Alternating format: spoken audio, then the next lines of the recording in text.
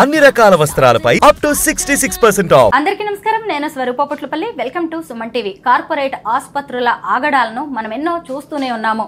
ఒకవైపు పేషెంట్ చనిపోయినా కానీ లక్షలాది రూపాయల బిల్లు చెల్లించే వరకు డెడ్ బాడీ మేము ఇవ్వము అంటూ భీష్మించు కూర్చున్న ఘటనలు మనం ఎన్నో చూసాము.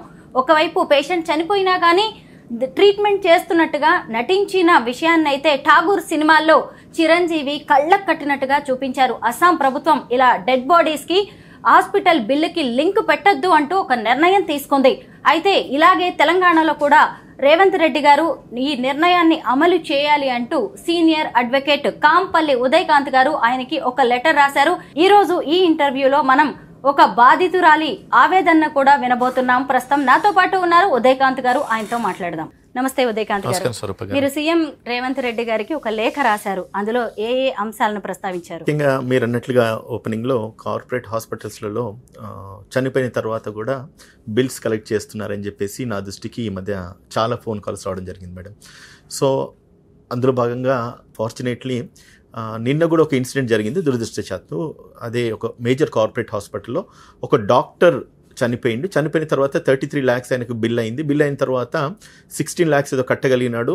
ఒక 10 lakhs రూపీస్ కట్టాలి, మిగతా అమౌంట్ ఏదో డిస్కౌంట్ చేసిందని చెప్పేసి తను వాళ్ళ ఒక ఓన్ బ్రదర్ నాకు ఫోన్ చేసేసి ఈ విధంగా నాకు ఆ యొక్క ఇన్సిడెంట్ను నరేట్ చేసినాడు. తర్వాత నేను ఏ విధంగా సహాయపడుతుంది నీకు అనేసి అంటే ఈ 10 lakhs రూపీస్ ఏదైతుందో ఎగ్జామ్ చేయాలని చెప్పి అడిగింది. కాకపోతే మరి ఆ ఒక హాస్పిటల్కు నాకు ఈ మధ్యకాలంలో కొంచెం అండర్స్టాండింగ్స్ ప్రాపర్గా లేదు కాబట్టి నేను రికమెండ్ చేయలేకపోయినాను. But still they could manage and body తీసుకెళ్ళిపోయినారు. సాయంకాలం మళ్ళీ నాకు ఫోన్ చేసి చెప్పినారు బాడీ తీసుకెళ్ళిపోయినని. So in the meantime నాకు నిన్ననే ఒక వీడియో ఒకటి డిస్ప్లే అయింది. ఏదంటే అస్సాం సీఎం హేమంత్ బిశ్వ శర్మ గారు ఒక సంచలనమైన నిర్ణయం తీసుకున్నాడు. ఏమనంటే ఎవరైతే డెడ్ బాడీ అంటే చనిపోతారో హాస్పిటల్ అడ్మిట్ అయిన తర్వాత ట్రీట్మెంట్ తీసుకున్న తర్వాత చనిపోయిన తర్వాత వాళ్ళ నుంచి ఎటువంటి బెనిఫిట్స్ కానీ ఎటువంటి బిల్ కానీ అడగొద్దని చెప్పినారు. చెప్తూనే ఏమన్నారంటే ఒకవేళ అటువంటిది ఏదైనా జరిగితే కనుక ఖచ్చితంగా వాళ్ళ మీద 5 lakhs rupees penalty first offence అయితే, అంటే ఒకవేళ ప్రభుత్వం దృష్టికి వచ్చి ఏదైనా ఎవరైనా కంప్లైంట్ చేస్తే 5 lakhs రూపీస్ పెనాల్టీ. దాని తర్వాత ఒకవేళ సెకండ్ అఫెన్స్ అయితే కనుక వాళ్ళ యొక్క హాస్పిటల్ యొక్క లైసెన్స్ పూర్తిగా రద్దు చేయాలని చెప్పేసి అస్సాం ప్రభుత్వం సీఎం గారు తీసుకున్న నిర్ణయం నాకు ఫ్లాష్ అయింది ఫోన్లో. సో ఇదే నాకు నిన్న జరిగిన ఇన్సిడెంటు.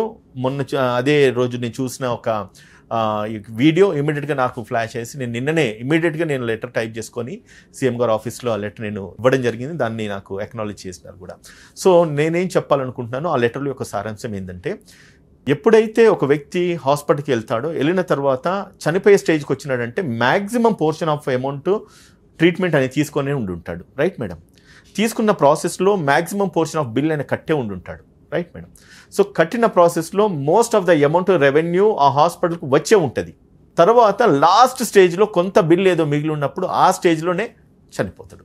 అంటే మోస్ట్ ఆఫ్ ద అమౌంట్ ఏదైతే ఆ హాస్పిటల్కి రావాల్సిన ప్రాఫిట్స్ ఏదైతే వచ్చి ఆ పేషెంట్కి ఇవ్వాల్సిన ట్రీట్మెంట్ ఇచ్చిన ట్రీట్మెంట్ కూడా ఇంకా సరిపోక ఆ వ్యక్తి చనిపోయిన తర్వాత కూడా మళ్ళీ చనిపోయిన తర్వాత నీ బాడీ ఇవ్వాలంటే నువ్వు ఇంత డబ్బు కడితే తప్ప నేను నీకు ఈ బాడీ ఇవ్వని చెప్పేసి ఈరోజు కార్పొరేట్ హాస్పిటల్స్ చేస్తున్న ఒక ఇన్సిడెంట్స్ ఈ మధ్యకాలంలో నా దృష్టికి కొన్ని 10ల సంఖ్యలో నా దృష్టికి వచ్చినాయి మేడం. దానికి సంబంధించి నేను కొన్ని మేజర్ హాస్పిటల్స్తో కూడా మాట్లాడడం జరిగింది. బాడీ డిశ్చార్జ్ చేయండి, రిలీజ్ చేయండి అని చెప్పి. కొన్ని సందర్భాలలో వాళ్ళు ఒప్పుకోలేదు, కొన్ని సందర్భాలలో ఒప్పుకున్నారు. కానీ నేనేమంటున్నా అంటే ప్రతి పేదవాడికి ఈ నాలాంటి వాళ్ళు లేకపోతే మీకు లాంటి ఛానల్స్ లేకపోతే ఏ పొలిటీషియన్ యాక్సెస్ అయితే ఉండకపోవచ్చు. కాబట్టి ప్రభుత్వమే కనుక ఈ యొక్క నిర్ణయం తీసుకుంటే ఈ పారామీటర్స్ అన్ని ఆలోచించి ఖచ్చితంగా ఎవరైతే కట్టుకోలేని పరిస్థితిలో ఉంటారో వాళ్ళకి ఆ ఒక బాడీ డిశ్చార్జ్ చేసి రిలీజ్ చేసిన తర్వాత ఒకటి ధర్మ సంస్కారాలని చేసుకోవాలి. అండ్ ఆర్టికల్ 21 కాన్స్టిట్యూషన్ కూడా బాడీకి చనిపోయిన వ్యక్తిని కూడా మనిషిని కూడా గౌరవించాలని చెప్తుంది. రాజ్యాంగానికి విరుద్ధంగా ఈరోజు కార్పొరేట్ హాస్పిటల్స్ వెళ్తూ ఉన్నాయి కాబట్టి దాన్ని ముమ్మాటికి ప్రభుత్వాలు సహించొద్దన్నది నా ఒక ఉద్దేశం. సో కాబట్టి పూర్తిగా హాస్పిటల్స్ ఈ యొక్క చర్యను నిర్మూలించాలంటే ప్రభుత్వమే దీనికి డెసిషన్ తీసుకోవాలి.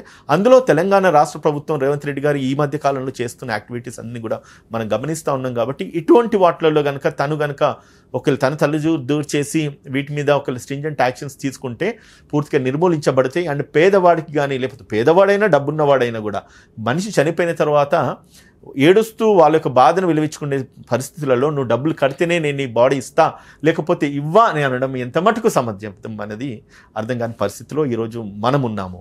ఇది కేవలం అస్సాంలో ఉన్నదని కాదు, తెలంగాణలోనే ఉన్నదని కాదు, భారతదేశవ్యాప్తంగా ఇదన్నీ కూడా కొనసాగుతూ ఉన్నాయి కదా మేడం. సో ఏదో ఒక చోట మనం ఇనిషియేట్ తీసుకొని we should start from somewhere. ఏదో ఒక చోట మొదలైతేనే అదొక ముగింపుకు వస్తుంది కదా.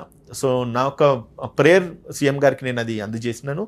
అండ్ మీకు లాంటి ఛానల్స్ కనుక ఇవి కనుక ఎలివేట్ చేస్తే ఇంకా కూడా సీఎం గారు అండ్ ఒక క్యాబినెట్ నిర్ణయం తీసుకోవాలి. అండ్ సేమ్ టైం సీఎం గారు అడ్వైజర్ వేం నరేందర్ రెడ్డి గారికి కూడా నేను కాపీ మార్క్ చేయడం జరిగింది. అండ్ మన తెలంగాణ రాష్ట్ర హెల్త్ మినిస్టర్ దామోదర్ రాజనరసింహ గారికి కూడా నేను అది కాపీ మార్క్ చేయడం జరిగింది. వాళ్ళు కనుక ఇనిషియేట్ తీసుకుంటే పేదవాడికి ఖచ్చితంగా న్యాయం జరుగుతుంది. ఎందుకంటే చనిపోయే స్టేజ్లో చనిపోయిన తర్వాత వాళ్ళు ఉన్న సిచ్యువేషన్ను మనం అర్థం చేసుకోవాలి. అండ్ ఇంకొకటి కూడా చెప్తున్నా, హాస్పిటల్స్ నేను నష్టపోమని చెప్తలేను. ఒకవేళ ఆ సిచ్యువేషన్స్లో ఉంటే కనుక మీరు వాళ్ళ దగ్గర నుంచి ఏదైనా అఫిడవిట్ రాయించుకోండి, లేదంటే ఒక చెక్ ఏదైనా తీసుకోండి. నిజంగానే వాళ్ళు లయబుల్ ఉన్నారంటే కొంత టైం ఇచ్చాను వాళ్ళ దగ్గర నుంచి మీరు పేమెంట్స్ వసూలు చేసుకుంటే బాగుంటుందని నా ఒక ఉద్దేశం. అదే నేను మెన్షన్ చేసిన. ఒకవేళ దానికి రిలవెంట్గా కూడా నేనేం చెప్తున్నానంటే మేడం, ఈ యొక్క పాలసీ రావాలి, పాలసీని అవేర్నెస్ పబ్లిక్లోకి తీసుకువెళ్ళాలి. వైల్ సోషల్ మీడియా కావచ్చు, లేదంటే కనుక ఒక హెల్ప్ లైన్ నెంబర్ కూడా ఇవ్వండి అని చెప్తున్నాను. 104 ఇప్పుడు ఏదో నడుస్తూ ఉన్నది. దాంట్లో మనకు ప్రభుత్వ అధికారులు కానీ, director of medical and health కానీ, లేకపోతే district medical and health officers ఉంటారు, డిఎంహెచ్ఓ అని చెప్పేసి. సో అటువంటి వాళ్ళ దృష్టికి వెళ్ళడము, లేదంటే కనుక ఈవెన్ పోలీస్ కూడా మేడం, అంటే అటువంటి బాడీ విత్హోల్డ్ చేసుకుంటే పోలీస్ కూడా రైట్ ఉంటుంది. ఇమీడియట్గా మీరు పోలీస్కు ఫోన్ చేసేసి ఇట్లా బాడీ డిశ్చార్జ్ చేస్తలేడు, this is against to the constitution కాబట్టి, చట్టానికి కూడా విరుద్ధం కాబట్టి డిశ్చార్జ్ చేయండి, బాడీని పంపించే విధంగా మీరు మాకు సాయం చేయండి అని పోలీసులను అడిగినా కూడా పోలీస్ ఇంటర్ఫియరెన్స్ కూడా చేయొచ్చు. ఒకవేళ మన ఏదైనా కాల్ సెంటర్ లాంటిది పెట్టుకొని ఒక ఫెసిలిటీ కనుక మనం ప్రజల్లోకి అందజేసే విధంగా ఉంటే కనుక తెలంగాణ రాష్ట్ర ప్రభుత్వం మీద కానీ, రేవంత్ రెడ్డి గారి మీద కానీ గౌరవం కూడా ప్రజలకు పెరుగుతుంది అనేది నా ఉద్దేశం మేడం. ఆసుపత్రుల్లో జరుగుతున్న దారుణాలు, వేధింపుల మీద ఎవరైనా పబ్లిక్ మిమ్మల్ని కాంటాక్ట్ చేస్తూ ఉన్నారా మేడం? నాకు ఎవ్రీ డే ఒక 2 or 3 కాల్స్ వస్తూ ఉన్నాయి. ఎందుకంటే ఇదివరకు నాకు కొంత జరిగిన ఒక ఇన్సిడెంట్ని నేను పబ్లిక్లోకి తీసుకెళ్లడం, మీడియా ఛానల్స్ ద్వారా టెలికాస్ట్ కావడం, అక్కడ నా నంబర్ డిస్ప్లే చేయడం, డిస్ప్లే చేసిన తర్వాత ఫ్రీక్వెంట్గా నాకు కాల్స్ రావడం. ఈ రోజు కూడా ఇందాక కూడా అంటే నేను స్టూడియోకు వచ్చి ఒక 10 minutes బిఫోర్ కూడా ఒక లేడీ మాట్లాడుతూ ఈ క్షణం వాళ్ళకి ఏదో ఇబ్బంది ఉందని చెప్పేసి మాట్లాడుతూ తన కమ్యూనికేట్ చేసినారు. ఒకవేళ నిజంగా మాట్లాడతారా మన ఇంటర్వ్యూలో? డెఫినెట్ గా కాల్ తీసుకుందాం. నమస్తే అండి. నమస్తే, I'm Shalini Ashok calling from Bombay. Shalini Ashok calling from Bombay, Mumbai. ఇప్పుడు మీరు ఎక్కడ ఉన్నారు శాలిని గారు? ఇప్పుడు మీరు ఎక్కడ ఉన్నారు? హైదరాబాద్ లోనేనా? నేను ముంబైలో ఉన్నాను. ముంబైలో నేను వీడియో చూసాను అడ్వకేట్ గారిది యూట్యూబ్ లో. Because even I'm facing problem. I have admitted my mother, she 93 years old. Okay. So she had bed sores. So we admitted at Tarnaka My Health Hospital. Oh. And it was just treatment for bed sores అండి. ఏం చేస్తున్నారు hospital వాళ్ళు? ఏమంటున్నారు hospital వాళ్ళు? they are giving treatment but they are giving medicines which I said I'll get it from outside. మాకు తెలిసిన medical shop ఉంది, he gives us 20% discount. But they are not ready and they are charging a huge this thing for the medicines. I told them you give a discount at your pharmacy. I'm ready to take it. Why will I waste money when I'm getting medicines for 20% discount? Already she is a widow, she has no sons, she has no medical insurance. లేదు మా హాస్పిటల్లోనే మీరు తీసుకోవాలా, certain norms and conditions అదే, you have to go for medicines from my hospital only, you can go outside. So this is they are torturing the people అండి. Hospital people are literally they are torturing. అవును శాలిని గారు, అవును శాలిని గారు, ఇలాంటివి మనం చాలా వింటూనే ఉన్నాము. Same medicine I'm telling I'll get it from outside. What is the problem for them? I don't know. They are not at all ready. ఇప్పుడు వరకు daily they are giving so many antibiotics, all that, and it is only for bed sores. And they are room charge తీసుకుంటూ ఆ water bed కొరకు they are charging 1000 rupees per day. Water bed ఏంటండి, air bed it's hardly 1500 outside కొంటే. They are charging for me 1000 rupees per day for the bed, that water bed, air bed. Okay. So ఇవన్నీ they are just looting people. ఇప్పటికి మీ mother bill ఎంత అయిందండి? ఇప్పుడు వరకండి it has cross more than 1.3, but no treatment as of now. It is just only for bed sores, healing of the bed sores. మరి మీరు అక్కడి నుంచి తీసుకువెళ్ళి ఇంకెక్కడైనా జాయిన్ చేసే అవకాశం లేదా అమ్మగారిని? ఏమండి? మీ మదర్ ని వేరే చోట జాయిన్ చేసే అవకాశం లేదా? లేదండి, actually I just wanted treatment for bed sores. ఎందుకంటే ఆల్రెడీ షీఈ్ 93. వాళ్ళు ఐసీయూ అన్నారు. నేనన్నా no ICU, no MRI, no CT scan. ఇప్పుడు అదేదో డిబ్రేడ్మెంట్ అని ఇచ్చారు treatment. They clean the sores and they said they'll send it for biopsy. I said no, don't send it for biopsy. Biopsyకి పంపించి ఏం చేస్తారని 93-year-old లేడీని? Can we do chemo on her? It is only they try to drain out money and they drain out in any possible way. They try to drain out money from the patients. అవునండి, అర్థమవుతూనే ఉంది. Patient బతకాలి అనే దానికంటే కూడా వాళ్ళకి వీలైనంత ఎక్కువగా డబ్బులు వచ్చేయాలి అనేదే అక్కడ వాళ్ళ టార్గెట్ లా ఉంది. Just try to take out as much money as they can. వాళ్ళు ఎట్లా సఫర్ అవుతుండ్రు పేషెంట్స్, డబ్బులు కట్టడానికి ఏమి ఇదైతుంది, they are least bothered. Doctors are totally very commercial అండి. They are not genuine or sincere like in olden days we saw doctors, and now they are really. ఇంకేం చెప్పాలండి, బాంబే నుండి I am in Bombay and I have no brothers, so I am taking total care. So every second day I have to shell out money for her. Shalini గారు, ఇలాంటివి చాలా వింటున్నాం, మీ ఒక్కరిదే కాదండి, ఇంకా ఇలాంటి కథనాలు కావచ్చు, ఘటనలు చాలా ఉన్నాయి. అందరు ముందుకు రావాలా. అడ్వకేట్ ఉదయకాంత్ చూసాకనే we got the inspiration and I came forward.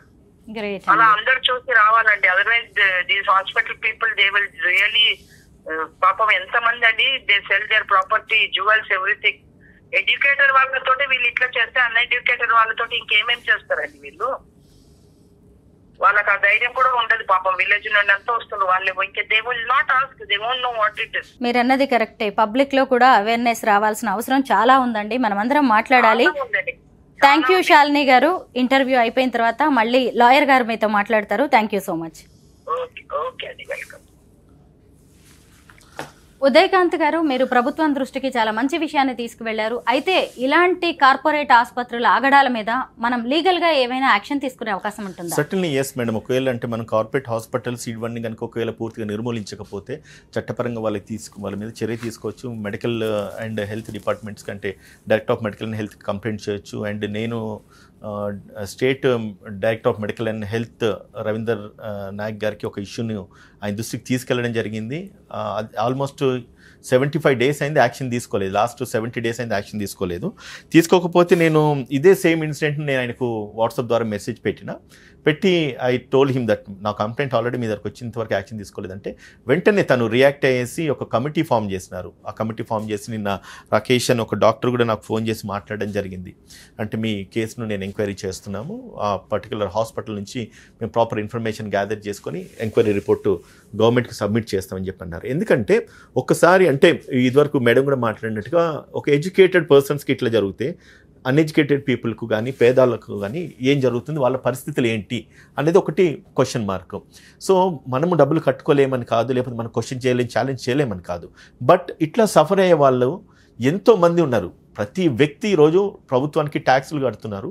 అటువంటి ప్రభుత్వాల నుంచి ఈరోజు కార్పొరేట్ హాస్పిటల్స్ బెనిఫిట్స్ తీసుకుంటున్నారు, సబ్సిడీస్ తీసుకుంటున్నారు, ల్యాండ్స్ అక్వైర్ చేస్తున్నారు. ఒక కార్పొరేట్ హాస్పిటల్కి ప్రభుత్వము ల్యాండ్ అలొకేట్ చేసినప్పుడు ఒక కాంట్రాక్ట్ గవర్నమెంట్ ఒక జీవో పాస్ చేసింది. 15% ఆఫ్ సర్వీస్ మీరు పేదవాళ్ళకు ట్రీట్మెంట్ ఇవ్వాలని చెప్పేసి. అటువంటి సిచ్యువేషన్లో ఆ గవర్నమెంట్ హాస్పిటల్ ఆ కార్పొరేట్ హాస్పిటల్ ఇంతవరకు కూడా ఎటువంటి పర్సంటేజ్ ఆఫ్ ట్రీట్మెంట్ ఇంతవరకు కూడా ఇవ్వలేదు. దాన్ని క్వశ్చన్ చేసే అథారిటీ ఎవరు లేరు. ప్రభుత్వాలు కూడా క్వశ్చన్ చేస్తలేవు. ఎందుకంటే ప్రభుత్వాలు మారుతూ ఉన్నాయి, మారిన కొద్దీ ఇష్యూస్ డైల్యూట్ అవుతూ ఉంటాయి. కానీ ఇటువంటి ఇష్యూస్ని కనుక మనం లేవనెత్తగలిగితే మన ఆబ్జెక్ట్ ఏంటి? మనం ఇప్పుడు ఆరోగ్యమే మహాభాగ్యం అంటాము.